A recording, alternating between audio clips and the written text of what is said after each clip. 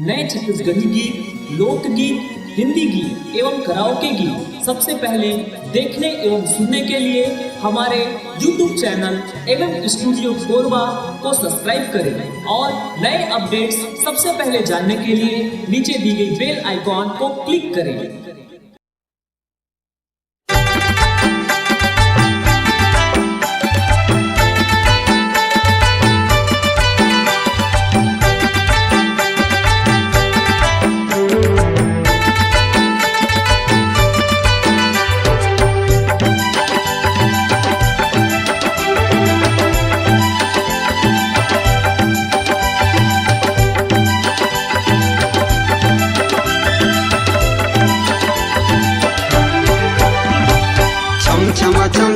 चम्मा के भजन झूमे नाचे मन मोर होके मगन।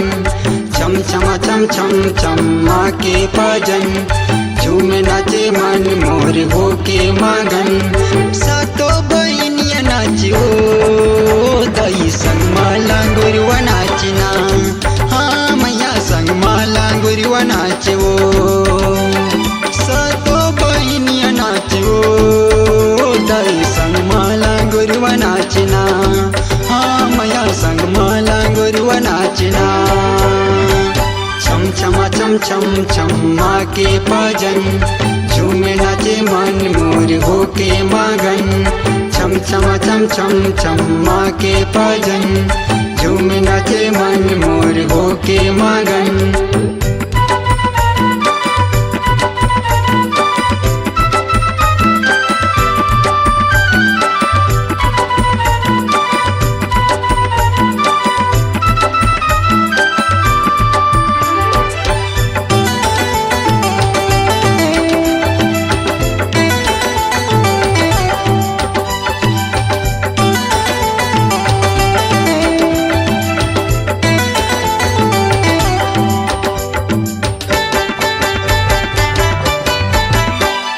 गड़े इंगलाजे माँ जोते जवार दाई बाजते ढोलक मांझी रहो।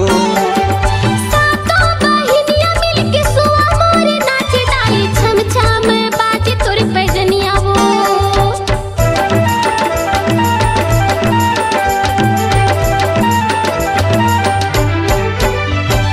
गड़े इंगलाजे माँ जोते जवार दाई बाजते ढोलक मांझी रहो। सातो बहिनिया मिलके सुआ मोर नाचे दाई छम छम बाजे तोर पैजनिया वो। तोर चरणन के दासी मैं बन के पुजारी गावत हाँ तोरे भजन लावो। तोरे चरणन के दासी मैं बन के पुजारी गावत हूँ तोरे भजन लो। छम छमा छम छम छम्मा के भजन झूमे नाचे मन मोर होके मगन।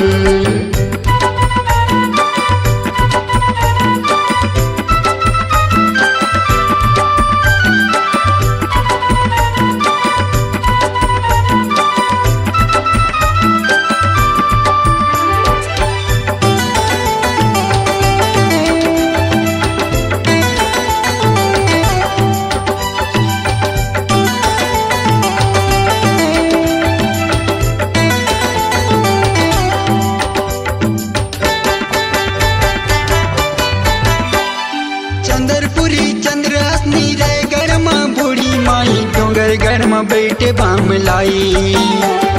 खुटरी गढ़मा महामाई कोरबा मसर बंगला दाई गढ़े माँ बैठी कोस गाई।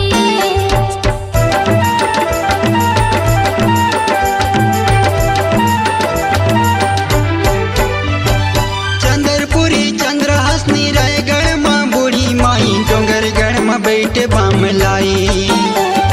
खुटरी गढ़मा महामाई कोरबा मसर बंगला दाई गढ़े माँ बैठी कोस गाई।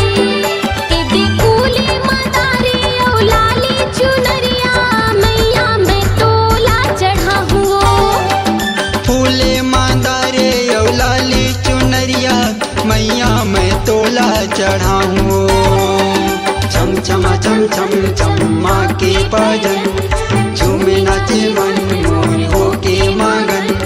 छम छमा छम छम छम माँ के भजन झूमे नाचे मन मोर हो के मगन सातो बहिनिया नाचियो दाई संग माला गुरुवा नाचना हाँ मैया संग माला गुरुवा नाचो सातो बहिनिया नाचे वो मैया ला ला ला गुरुवा नाचना हाँ मैया ला ला ला गुरुवा नाचना हाँ दाई संग में भैरो बाबा नाचो हाँ दाई संग में भैरो बाबा नाचना हाँ दाई संग माला गुरुवा नाचो हाँ दाई संग में भैरो बाबा नाचो